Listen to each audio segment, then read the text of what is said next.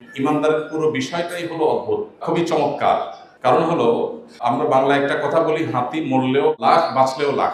ইমানদার অবস্থা হলো সেরকম। নবীজি বলেছেন, ইন আসাবাহু খায়রুন, ইমানদারের যদি কোনো ভালো কিছু অর্জিত হয়, সাকারা, সে আল্লাহকে থ্যাঙ্কস জানায়, শুকরিয়া জানায়, ফলে সে আল্লাহর কাছে রিওয়ার্ড পায়।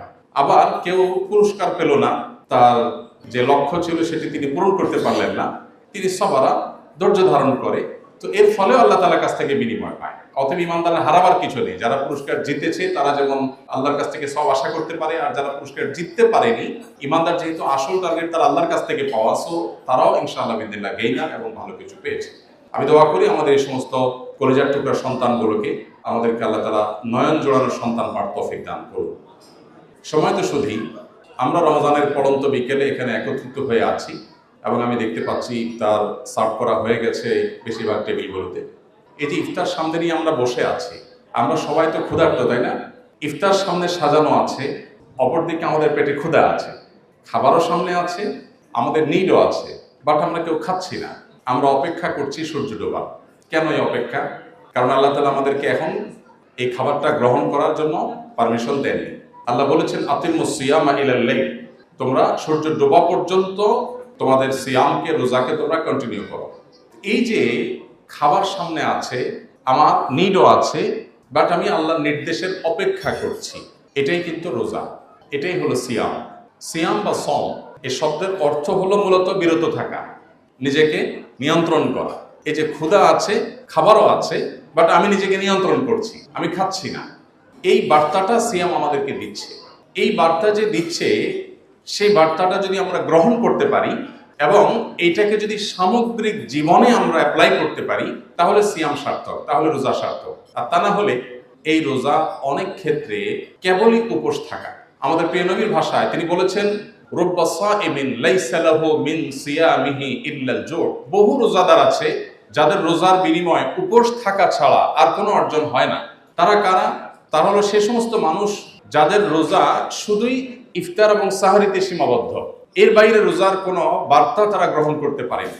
সম্মানিত উপস্থিতি, আমাদের এই সিয়াম বিরত থাকার এই যে কসরত আমরা করছি, এই যে চেষ্টা আমরা চালাচ্ছি, এই যে ট্রেনিং আমরা নিচ্ছি, এটা মূলত আমাদের সামগ্রিক জীবনে অসংখ্যবার আমাদের জীবনে এরকম সিদ্ধান্ত গ্রহণ করবার সময় আসবে বা আসে, যখন আমি আমার নিজেকে নিয়ন্ত্রণ করবার প্রয়োজন হয় আল্লাহর আদেশ এবং নিষেধ দ্বারা।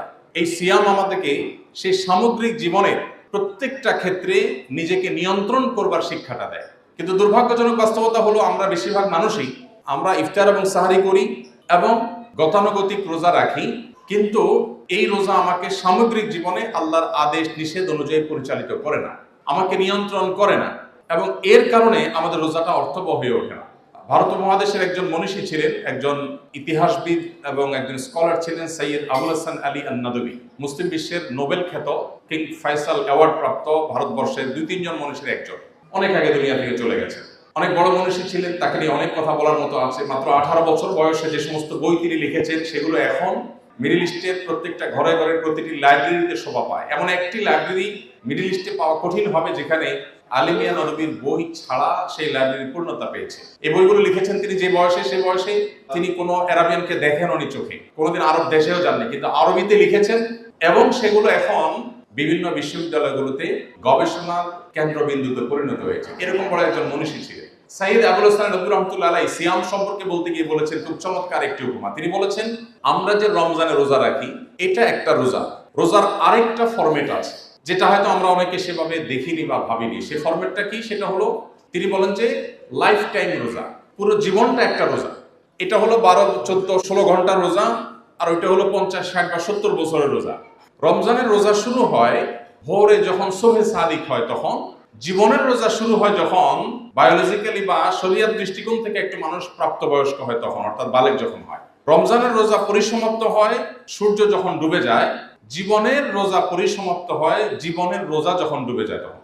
রমজানের রোজা কিছু জিনিস আমাদের জন্য রেস্ট্রিক্টেড, জীবনের রোজায় বহু জিনিস আমাদের জন্য রেস্ট্রিক্টেড। রমজানের রোজা ভেঙে গেলে আমরা সেটা কাজা রাখতে হয়, জীবনের রোজা ভেঙে গেলে আল্লাহর কাছে তওবা করে আবার সেটা কন্টিনিউ করতে হয়। তিনি অত্যন্ত চমৎকার ভাবে উদাহরণ দিয়েছেন, এই 12-14 ঘন্টা আমাদেরকে না খাইয়ে উপোস রেখে আল্লাহর কোনো ঠেকা পড়েনি। আল্লাহ চান তার বান্দা পরিপূর্ণ হয়ে উঠুক, আল্লাহ চান তার বান্দা আত্মনিয়ন্ত্রণ করতে শিখুক, আল্লাহ চান তার বান্দা তার বন্দিগিকে চূড়ান্ত লেভেল পর্যন্ত নিতে শিখুক।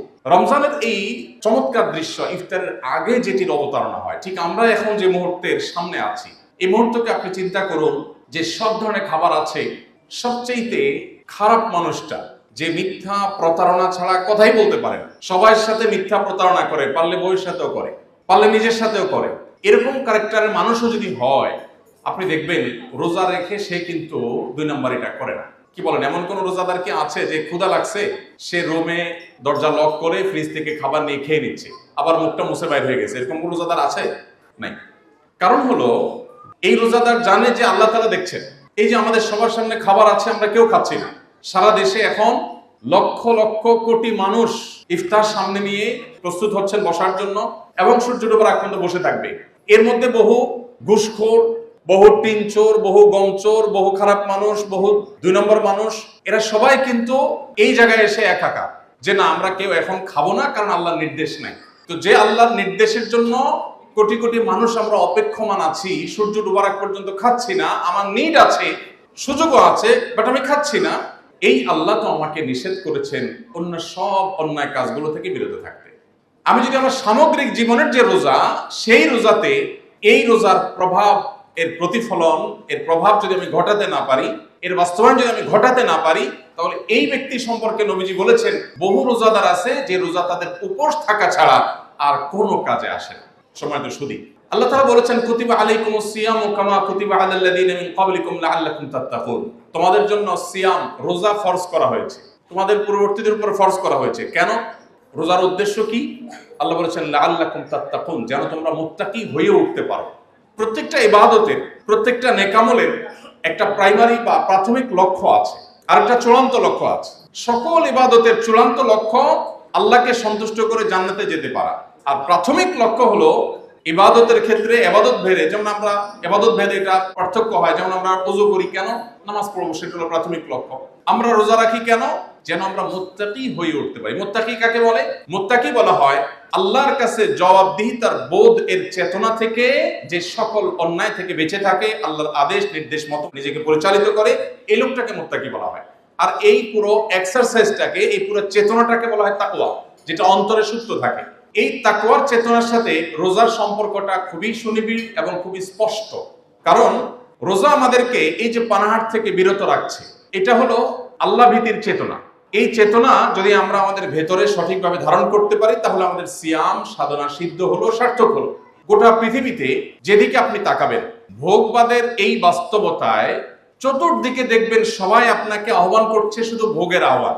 প্রত্যেকটা বিজ্ঞাপনী, বিলবোর্ড, প্রতিটা অ্যাডভার্টাইজ, প্রত্যেকটা প্রচারণা, সবকিছু যেদিকে তাকাবেন সবাই ভোগের কথা বলবেন। কেউ বলবে আমার পণ্যটা উপভোগ করেন, কেউ বলবে আমার ল্যান্ডটা উপভোগ করেন, কেউ বলবে আমার খাবারটা আপনি এনজয় করেন। সবাই আপনাকে এনজয়ের কথা বলবে। আল্লাহ রাব্বুল আলামিন আপনাকে নিয়ন্ত্রণ করার কথা বলছেন।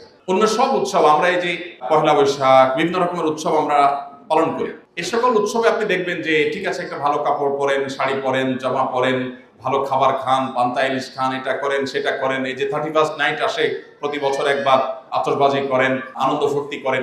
আল্লাহ তাআলা আমাদেরকে 2টি উৎসব দিয়েছে, একটা ঈদুল ফিতর, একটা ঈদুল আজহা। এই উৎসবের মূল বার্তাই হলো স্যাক্রিফাইস এবং ত্যাগ। আপনি দেখেন ঈদুল ফিতর শুরু হয় কি দিয়ে? ঈদুল ফিতর শুরু হয় হলো ফিতরা দিয়ে। আল্লাহ বলছেন তুমি গরিবের বাসায় আগে খাবার পৌঁছাও, এরপর তুমি ঈদগাহে যাও। এমনকি ঈদের পরে যদি তুমি ফিতরা দাও, ফাহিয়া সাদাকাতু মিনাস সাদাকাত, সেটা অন্য 10টা দানের মতো একটা দান। তোমাকে ফিতরা দিতে হবে ঈদের আগে, কারণ ঈদের আনন্দ ফুল পিকে উঠে ঈদগাহে যাওয়ার পর। এবং এই যে ঈদগাহে যাওয়ার পর ঈদের আনন্দ পিকে উঠে, এই জন্য নবী সাল্লাল্লাহু আলাইহি সাল্লাম নারীদেরকে ঈদগাহে নিয়ে যেতে বলছেন। এক নারী এসে বলছেন, ইয়া রাসূলুল্লাহ, আমি ঋতুবতী, আমার নামাজ নাই। নবী সাল্লাল্লাহু আলাইহি ওয়াসাল্লাম বলছেন, তুমিও যাবে, তোমার নামাজ নাই, তুমি দোয়া করবে। আরেকজন বলেছেন, ইয়া রাসূলুল্লাহ, আমি পর্যাপ্ত কাপড় নেই যেটা দিয়ে আমি সুন্দর করে নিজেকে আবৃত করে পর্দার মধ্যে আমি যাব। নবীজি বলেছেন আরেকজন নারী তাকে সহায়তা করুক, তার সাথে তার পর্দার মধ্যে সে শামিল হয়ে তারপরে যাক, তারপরও সে যাক, ঈদের আনন্দ পূর্ণতা পাক। এই যে ঈদের আনন্দ পূর্ণতা পাবে ঈদগাহে যাওয়ার মাধ্যমে, নবী সাল্লাল্লাহু আলাইহি ওয়াসাল্লাম বলেছেন তার আগে তুমি গরিবের বাসায় খাবার পৌঁছাও। তার মানে আগে তুমি স্যাক্রিফাইস করে যে আনন্দ সেটা উপভোগ করো, এরপরে তোমার ভোগের আনন্দে তুমি যাও। ঠিক একইভাবে ঈদুল আজহাতে আপনি দেখেন আল্লাহ কোরআনে বলেছেন ফাকুলু মিনহা ওয়া তা'আমুল কানি ওয়াল মুতাল্লা, কুরবানির গোশত তুমি খাও, অভাবী মানুষকে দাও, যারা তোমার কাছে হাত পাততে পারে না সে মানুষগুলোর কাছে পৌঁছাও। মোহতারাম হাজিরিন, এই জন্য ইসলামের সমস্ত ইবাদতের সমস্ত আয়োজনের মূল কথা হলো আত্মনিয়ন্ত্রণ করা। আপনি যদি কোরআন খোলেন, কোরআনের পাতায় পাতায় দেখতে পাবেন আমাদেরকে প্রত্যেকটা ক্ষেত্রে আল্লাহ তাআলা নিয়ন্ত্রণ করা শিখিয়েছেন। as-sunnah